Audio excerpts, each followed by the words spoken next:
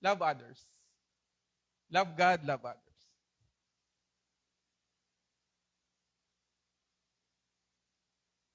Beloved, let us love one another, for love is of God, and everyone who loves God is born of knows God. Sabi diyan, beloved. Beloved is a wonderful word. Napakagandang word na yan. And God the Father used that word to address His Son, Jesus Christ. Ang ibig sabihin ng beloved is, now we are talking about agape. It is a sacrificing love. It is, because in the Greek, there are 5 kinds of love. Sa English language, lahat ng love, isa lang ginagamit natin. Yung romantic love, friendly love, family love, isang love lang. But in Greek, maraming types of love. And we have agape, storge, phileo. Now, today, we will be talking about agape. It is a divine love. It is a love from God. It is a sacrificing love. Agapitos, sabi niya. So now, we will learn one word, one Greek word, called agapitos. Pag tinawag mo ng iyong asawa, ang iyong boyfriend, girlfriend, pwede mo siyang tawaging agapitos. Pag lalaki, pag babae, ano ba yan, Brother Nestor? Hindi sweet? Kuya, hindi naman sweet yun eh. Now, agapitos means someone who is loved, esteemed, dear, and favorite. Hindi man siya sweet, pero ang ganda naman ng kanyang meaning. Amen. Pag uwi mo ngayon, kung ang iyong asawa ay nasa Pinas, i-message mo, sabihin mo, agapitos, kumusta? At pag ang iyong asawa nagtanong, anong agapitos? Nag-wrong send ka ba? Sabihin mo, manood ka ng live para maunawaan mo. Amen. Mayroon kang dahilan para siya ay papanuurin mo ng ating mensahe ngayong umagang ito. Amen. Hindi ka na wrong send. Brother. Yan ang ibig sabihin ng beloved. Someone, beloved, someone who is loved, esteemed, dear, or a favorite. Meron ba dito ang tawagan ay beloved? Kasi usually, ang tawagan is honey, asawa ko. Sino pang, meron bang magsasuggest sa akin kung anong itatawag niya pag siya ay nagmahal na? Dear, ano pa? What else? Wala na? Kasi pag nanonood ako ng Korean teleserye, laging yan yung unang pinag-uusapan, amen. Anong tawagan natin? Alam nga naman, Sandy lang. Di ba? O Arthur. Minsan mayroong strawberry, mayroong blueberry, mayroong lahat na ng berry. Amen. Cupcake, sweetheart. We have all the words in the world just to call someone we love. Just to please someone we love. But God said to His Son in Matthew chapter 3 verse 17, the time that Jesus was baptized in the Jordan River, and a voice from heaven said, "This is my beloved Son with whom I am well pleased." Sabi niya sa kanyang anak, "This is my beloved Son." The heavens was opened, and the Holy Spirit, yung dove, ay bumaba. And the voice said, "This is my beloved Son." Sabi ng Diyos Ama sa kanyang anak. Now, in the book of Matthew, again, chapter 17, verse 5, in the Mount of Transfiguration, alam natin yan, di ba? Dumating si Moses, dumating si Elijah, sabi ni Simon Peter, "Lord, tatayuan ko kayo ng tent. Isa kay Moses, isa kay Elijah, and isa sa iyo." Sabi ng Panginoong Diyos Ama, "This is my beloved Son in whom I am well pleased, hear ye him. Pakinggan mo siya. Siya lang ang pakinggan mo, ang Panginoong Hesus. Sabi ni Peter, paano si Elijah?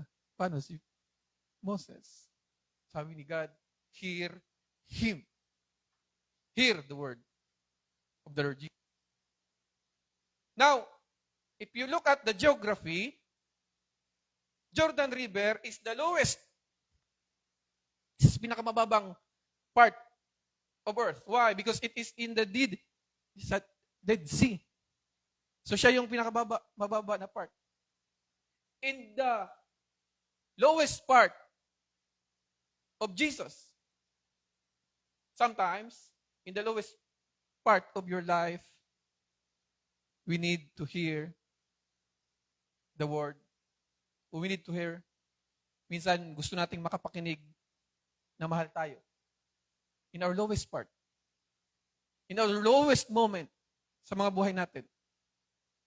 In the lowest part. Geographically, the Lord, the Father, confirmed. Sinabi niya, this is my beloved Son. And then He said it again.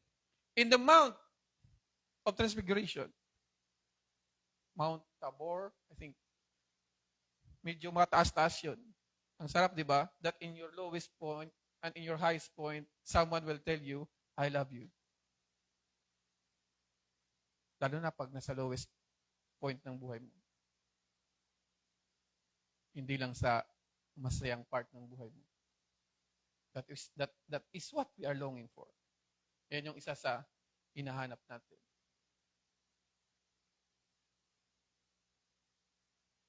The source of love. Yan yung unang point natin. The source of love. Ano yung source ng love natin? Saan ba nagsisimula o nag-uumpisa, nanggagaling yung love na meron tayo? We love Him because He first loved us. Sino may sabi niyan? Si John. Now, John, if you study about love, John is siya yung isa sa pinakamagandang resources to study and to learn. Why? Because John practiced the love of God. Kaya nga sinasabi niya lagi, I am the disciple whom Jesus loved. Again and again, in the book of John, he always said and tell to everyone, I am the disciple whom Jesus loved. Parang ano yan si Sis Jenna, si Sandy, at si Sister Jane, nagkape sila sa Luisa. Ay, sasama ko si Sister Tichi. Naalala ko Luisa. Now, nagkape sila. Pag uwi ni Sister Tichi, sabi niya,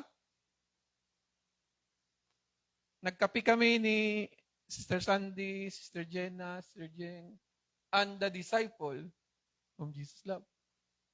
She practiced the love of God. Now, what happened to John? In the last moment of Jesus' life, at the cross, the only disciple nandoon at hindi nagliwaliw, hindi lumayas, hindi nagtago, hindi natakot, was John. Amen. So if you practice your life, if you practice the love of God into your life, you will succeed. He was the only one. Nawala silang lahat. Si Peter, sabi niya, Lord, I will never forsake you. I will never leave you. I will love you forever, forever, forever. Saan si Peter? When you practice your love to yourself, your love, yung pagmamahal mo, sometimes you will fail. Because our love is not constant. Our love depend. Nakadepende minsan sa mga sitwasyon sa ating buhay. Dati mahal ko siya, ngayon ayaw ko na sa kanya. Minsan, sinisigaw yon sa mga tenga natin. Naririnig natin yun sa mga puso natin. Hindi na kita mahal.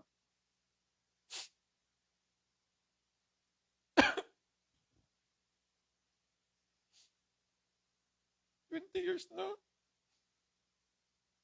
ng pagsasama natin. Ngayon mo lang na-realize.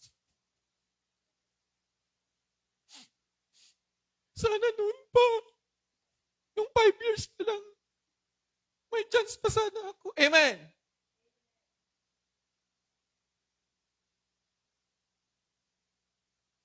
Pag yun narinig natin, ang sakit nun. Alam nyo, the topic about love, sabi nila, is one of the most boring topic na pinag-uusapan. Boring daw. Boring ba? Naboboard kayo? Hindi kayo naboboard? Very good. Minsan, we trust our love. Akala natin, it will sustain unto the grave. Nag-Taiwan.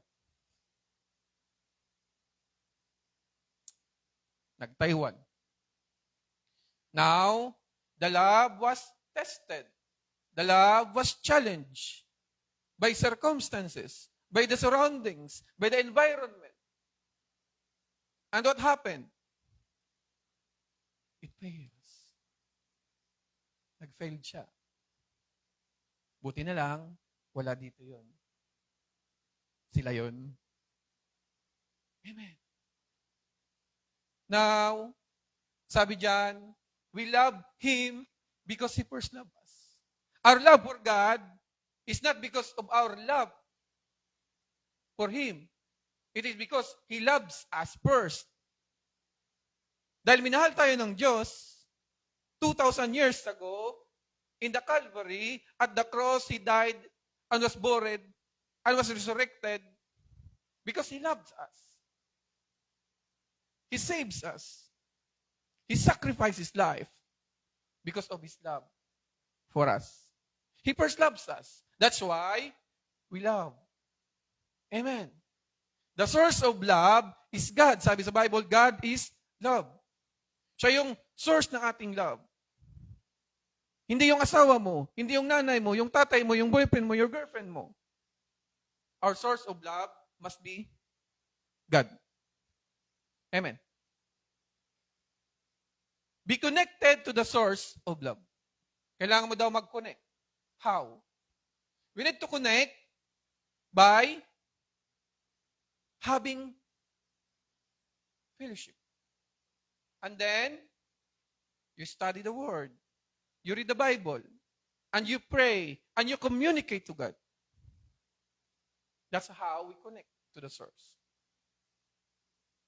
We're talking about agape. It is a sacrificial and enduring love. It is the love of God.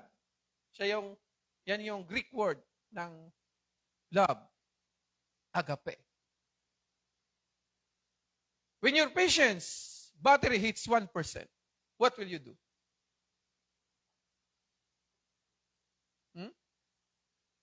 Anong gagawin nyo? Hindi kayo naka-charge. Low bat kayo. Anong gagawin nyo? Anong gagawin? Pag 1% na lang, i-charge. Sa mga buses pa lang natin, 1% na lang ang ating battery. Anong gagawin natin? Anong gagawin natin? Plug into the source. Hindi mo i-restart. Pag ni-restart mo, magiging 0 yon. Amen. Minsan tayo, pag naubos na ating patience, sinasabi natin, maglalakad-lakad muna ako. Kailangan ko i-refresh ang sarili ko. Aalis muna ako. Gusto kong magsimulang muli. Babalik ako after 3 months. After 3 weeks. Magpapahinga muna ako.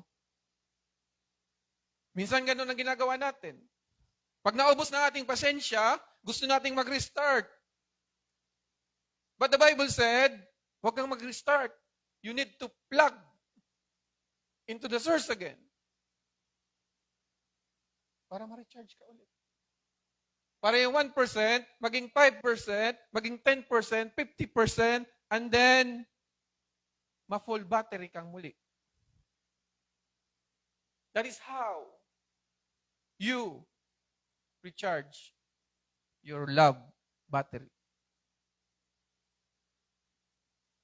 Nasusundan. Now, in the book of Matthew, chapter 22, verse 37 to 40, sabi niya, Jesus said to him, remember, si Jesus dyan ay nakipag-ano sa mga scribes. And then one lawyer asked Jesus, what is the greatest of the commandments in the law? Sabi ng Panginoong Jesus, you shall love the Lord your God with all your heart, with all your soul, and with all your mind. This is the first and great commandment. And the second is like it, you shall love your neighbor as yourself. On these two commandments hang all the law and the prophets. So the sum total of the law, 1 to 10, and 613 laws is, ano yung una? Love the Lord your God with all your heart, with all your mind, with all your soul.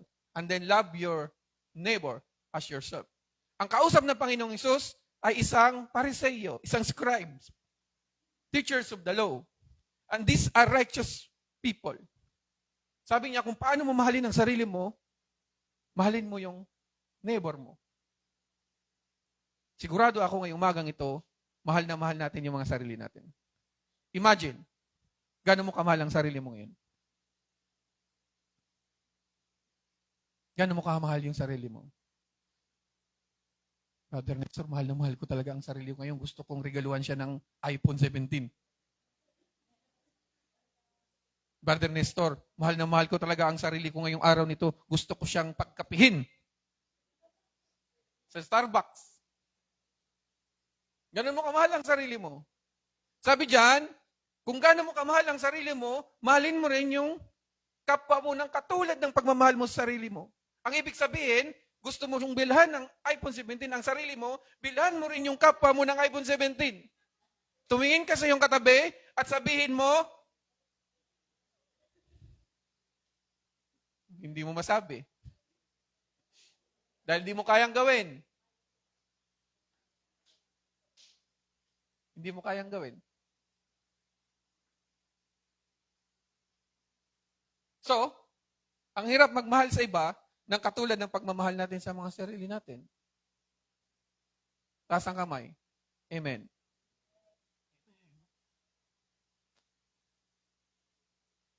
Now, bakit sinabi ng Panginoong Jesus yan? Because Jesus is having a conversation with a righteous, self-righteous person. With a prideful person. Pag ikaw ma-pride, ang approach sa'yo ng Panginoong Jesus is for you to humble yourself. Pero ang sarap niyan sabihin, di ba? Lagi nating sinasabi yan. Mahalin ko yung kapitbahay ko. Doon lang. Stop na doon, Brother Nestor. Ayoko nang tumuloy. But what if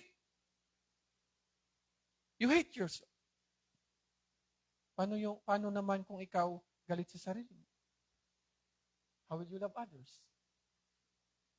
Some of us, naranasan yung mga bagay na yan, na parang sinisisi natin yung mga sarili natin. Nagagalit tayo sa mga sarili natin dahil sa mga naranasan sa buhay natin, sa mga pinagdaanan natin sa buhay, sa ating pamilya, sa ating relasyon, sa ating mga partner, sinisisi natin yung sarili natin. How will you be able to love your neighbor if you don't even love yourself? When you hate yourself.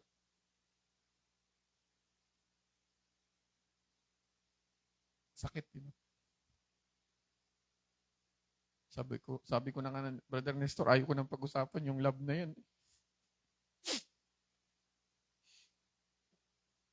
Kasi ang hirap na topic yan. How will you love others if you do not even love yourself? But why Jesus tell that to us?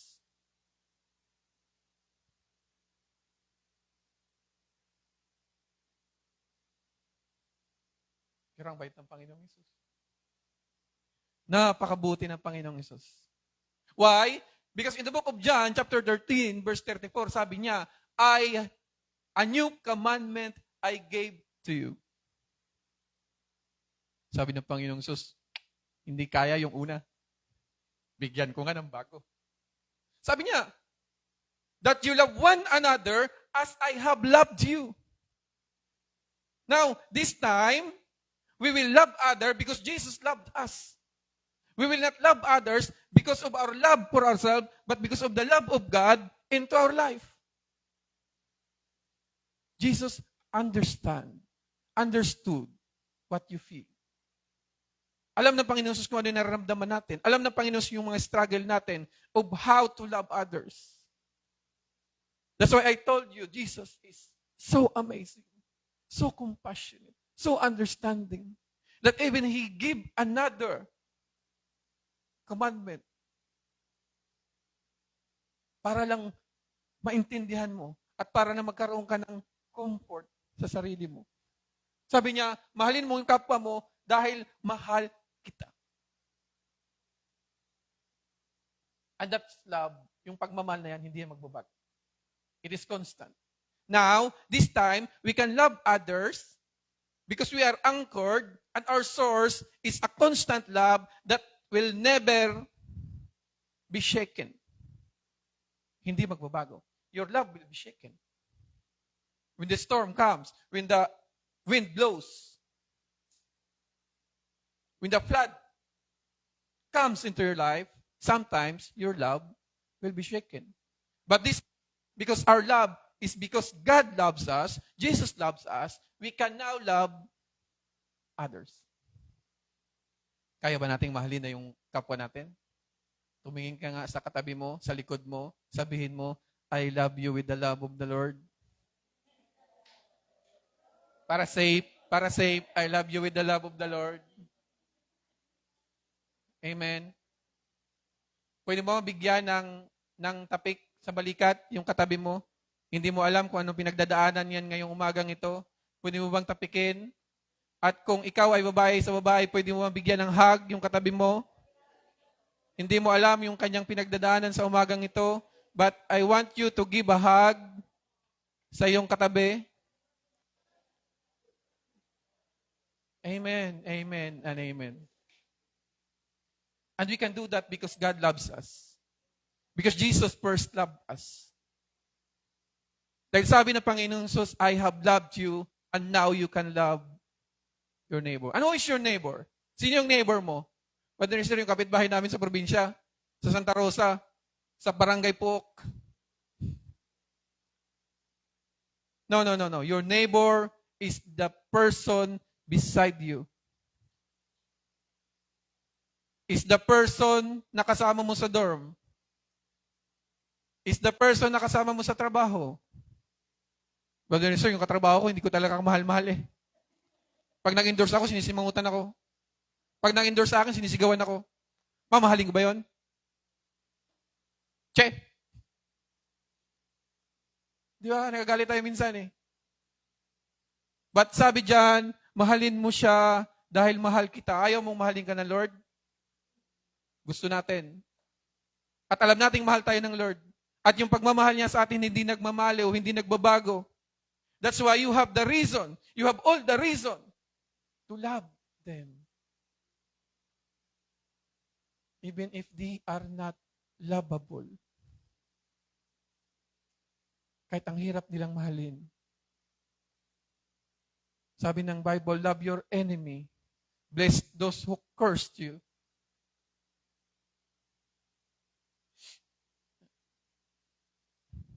Kaya natin? I pray, Father God, that today, this moment, this hour, teach every one of us how to love because you loved us.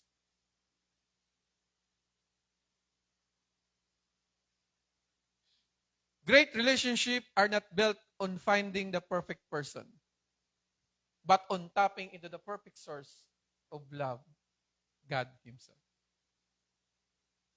Great relationships are not built on finding the perfect person, but on tapping into the perfect source of love, God Himself. That is the wisdom na matutunan natin ngayong umagang ito. Baka abutin ako ng alas 12. Okay lang? Can you give me your love? Sabi, boring. The evidence of love, our ability to love others is the proof of our new nature. The moment you become a Christian, you are born again. You have your new nature. And kung ano yung ability mo to love others is a proof, katunayan, na ikaw ay may bago ng pagkatao. Ang problema, yung word na ability. Kasi mayroong mababang ability, mayroong medium, mayroong mataas na ability. Doon nakasukat yung kung paano natin may pakita yung evidence na tayo ay mayroong pagmamahal. Pwede ko ba kayong i-test? Pwede ko kayong i-test? Gaano nyo kamahal yung mga asawa nyo? Wag daw pag-usapan yung mga asawa, ha? Wag yung pag-usapan yung mga asawa. Gaano nyo kamahal yung mga dormmate nyo? Mayroong 1. Mayroong? Test natin. Mayroong 1, 5, 3. In a scale of 1 to 10. Mayroong 1. Grabing mga dormmate yan. 1 lang. Mayroong 3. Mayroong 5. Mayroong 8. Mayroong 9. Mayroong 10? Sino sabi ng 10? Amen. That is a test. That the ability of our life to love others, it's not the same. Kaya nga mayroong 1, siguro grabe yung parusang ginagawa ng dormmate nito. Siguro ang lakas umilik, ang ingay, kausap yung girlfriend, pero may asawa. Kaya 1 lang. Hindi ko kayang mahalin to, 1 lang to. Pero nagsabi ng 10, siguro pag uwi niya, Neng, may pagkain dyan sa lamesa, pwede bang... galing ako sa handaan, binilan kita ng cake. Gusto mo namang matulog, patayin ko na ilaw, para di ka na maistorbo. Ang sarap ng ganung dormmate. Amen. Kayang-kaya ko siyang bigyan ng love na 10. 10. Yung 5, alam niyo na. Half, 50-50. So we have different ability. Because the ability is sometimes based on the situations that we had. Nagbabago-bago yun eh. Ang problema, because sabi dyan, that you need to show the proof that you understand the love of God, kailangan mong gawin yung hindi kayang gawin ng iba. Ang hindi mo lang kayang gawin is yung tigilan yung hilik mo. Maliban doon, kaya mo nang gawin.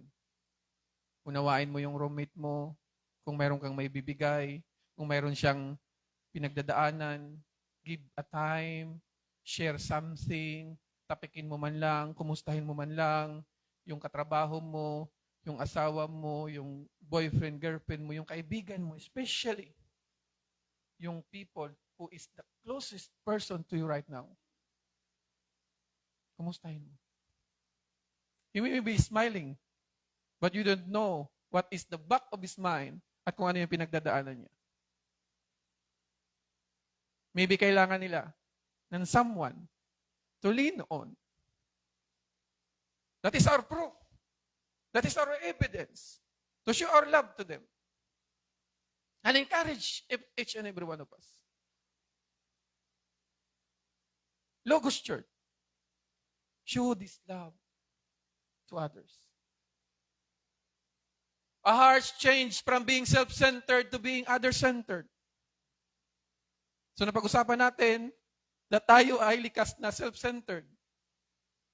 Kaya nga pag nag-group picture, ngayon titingnan mo na yung picture mo at zoom mo, sino titingnan mo?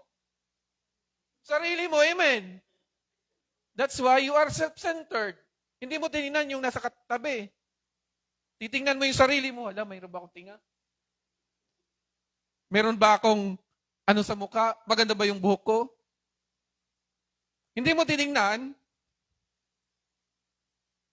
Si Brother Nestor.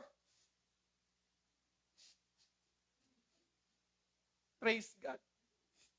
Hindi nyo ako mai-judge.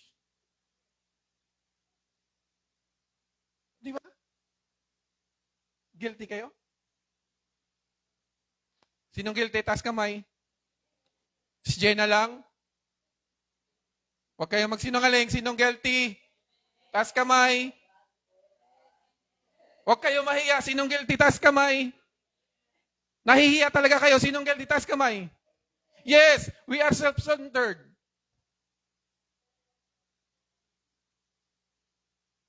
Kaya sa group picture, di ba? Tapos i-message mo, Sister Sandy, pwede bang i-edit? Sabihin mo kapatid, che! Yes. Yes. Sometimes, we show the evidence that will yung magpapakulong sa atin. That will imprison us. We do not show the evidence that will free us.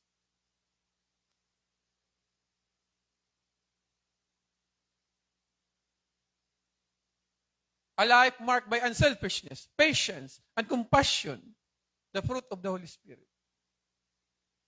That is how we show the proof and the evidence that we have the love of God into our life. Palakpakan natin ang Diyos. Sabi sa book of John, ulitin ko lang, a new commandment I give to you, that you love one another as I have loved you, that you also love one another. And then lumingon siya sa kanyang mga disciple. Sabi niya, by this, all will know that you are my disciples. Lumingon ang Panginoong Hesus.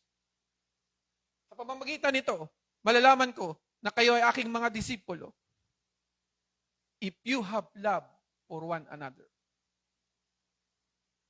Because this is the proof.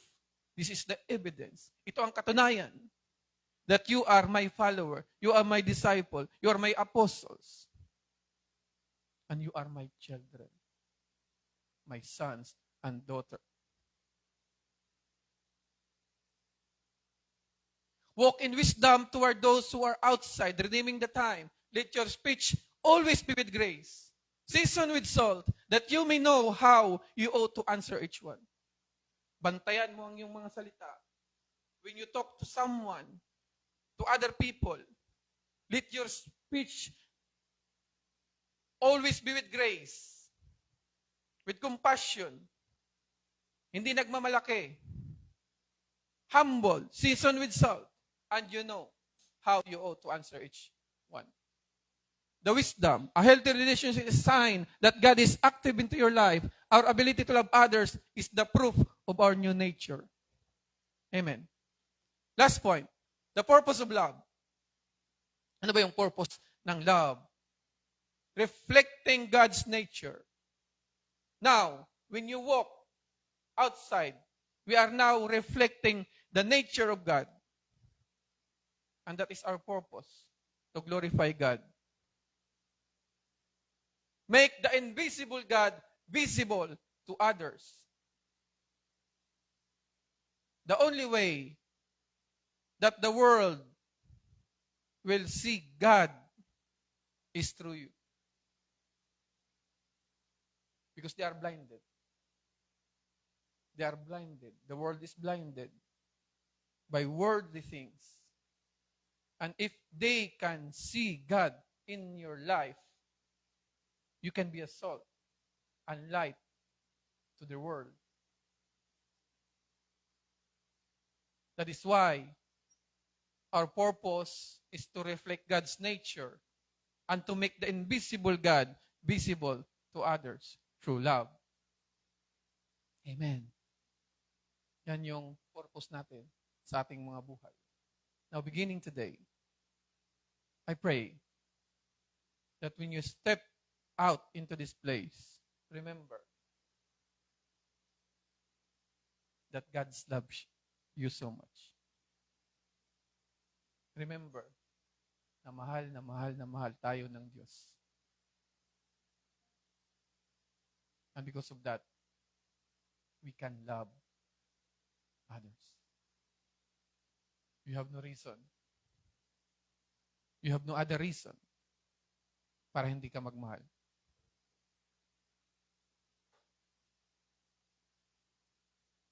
Now, who is this woman?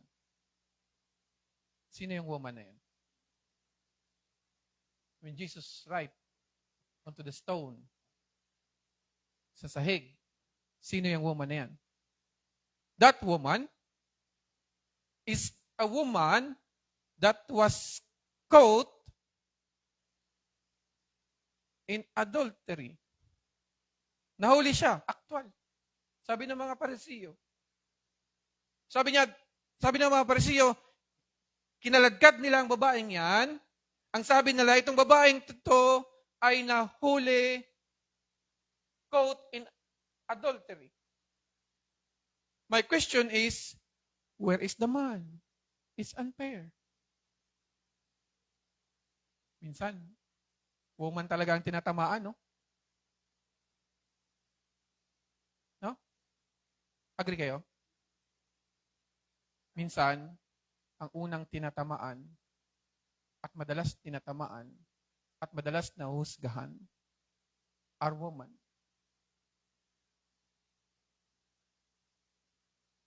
Sabi ko nga, baka isa doon sa mga nagkaladkad, yung man.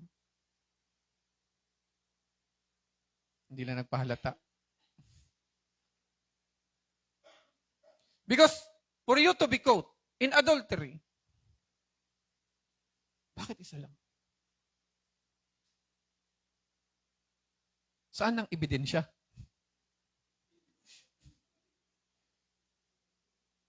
Itinago ba ang ebidensya?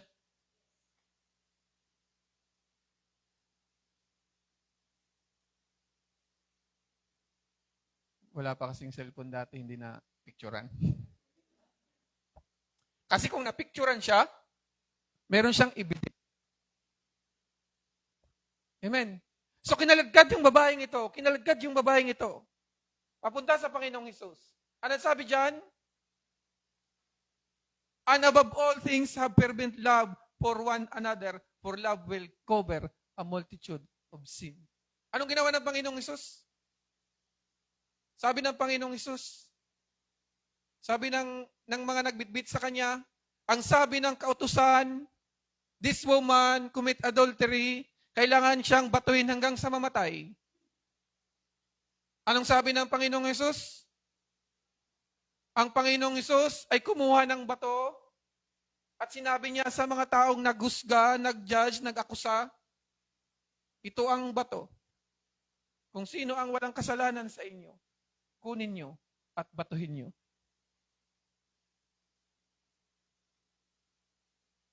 Anong ginawa nila? Anong ginawa nila? Isa-isa silang umalis. Sino yung nauna? Sinong naunang umalis? From the oldest, ang unang umalis, pinakamatanda sa kanila. Ibig sabihin, siya yung pinaka-guilty. Imbis na matuto ka habang tumatanda ka, natuto ka pabaliktad. Naging judgmental ka pa. Remember, that life, when we are growing up, when we become mature, especially in our Christian life, imbis na maging judgmental tayo, we need to be more compassionate. Amen.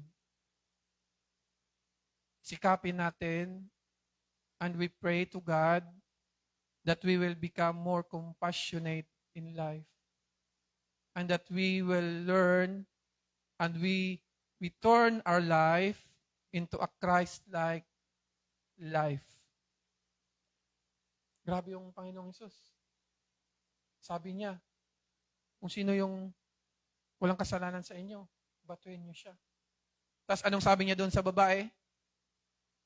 Anong sabi niya doon sa mga babae? Anong sabi niya doon sa babae? Go and sin no more. Now, hindi niya sinabi dun sa babae. Hindi niya hinusgahan muna ang babae. He showed first his compassion at sinabi niya, go and sin no more because love will cover a multitude of sin. Kahit gaano ka masalan ng tao. Kahit gaano siya kawalang hiya. Kahit gaano kamali. Kadami ng mga maling ginawa niya sa buhay niya. With him. You love her. It will cover his and her multitude of sin. And you will know, and you will observe that his life will be transformed small but surely. Kaya sabi nga, huwag mong sukuan. Mahirap gawin. Lahat tayo nag-give up na. Lahat tayo sumuko na. Dahil sobrang sakit ng ginawa nila sa atin. Sobrang pain ang ibinigay nila sa atin. Kaya sinukuhaan na natin sila. And that is reasonable. Because God give us wisdom. But if there is still a chance that we can change someone's life, try. And never give up.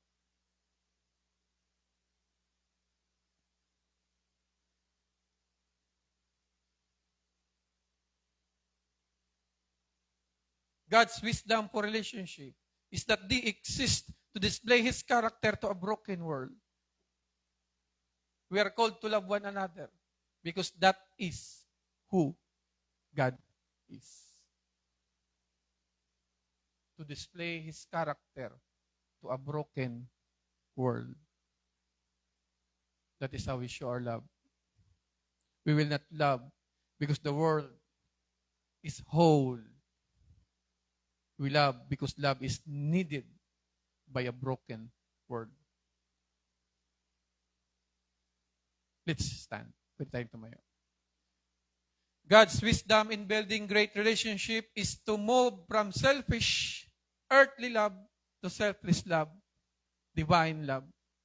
By recognizing God as a source, living as those born of Him, and reflecting His character, we build relationships that are not only great, but also eternal. Palakpakan natin ang Diyos. Lord, we thank you for your word. It might be the hardest topic that we will study.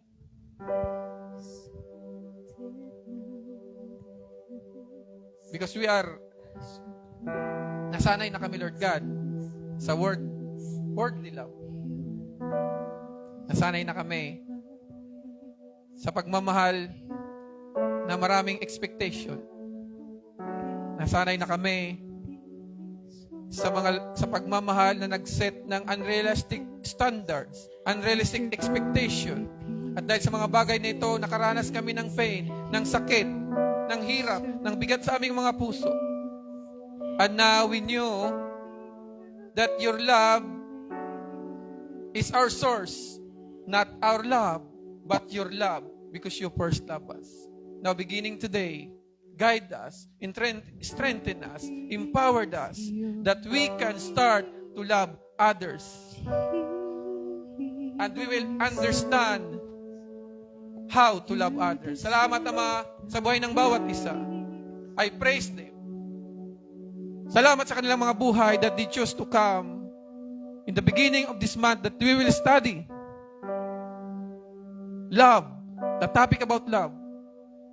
Salamat na sila ay dumalo at pinili nilang makinig ng iyong mga salita. Lord, bless them. Strengthen them that they will continue with love sa kanilang mga buhay. Lord, I pray also for their loved ones, sa kanilang mga mahal sa buhay.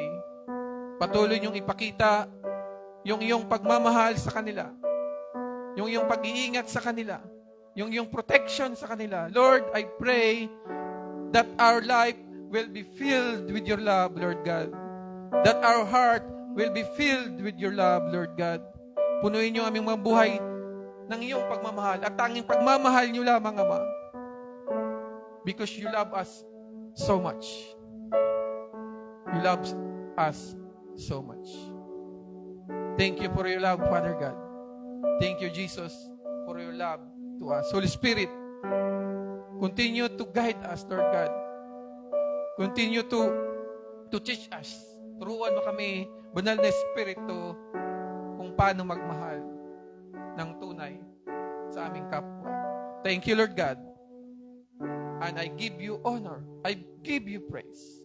All this I pray in the mighty name of Jesus. And everybody say, Amen and Amen and Amen. Pwede tayong, can we continue to stand? Because today, we have our communion. And I always remind everybody that I encourage you, kung talagang mahirap magsamba, nang present ka for the whole month, try to spare first Sunday. Because we have our Holy Communion. But if you can, kung present, kaya mo mag-present lagi, salamat sa Lord. Salamat sa Lord. Can we, pwedeng i-ano natin bro? I-ano natin ating mga...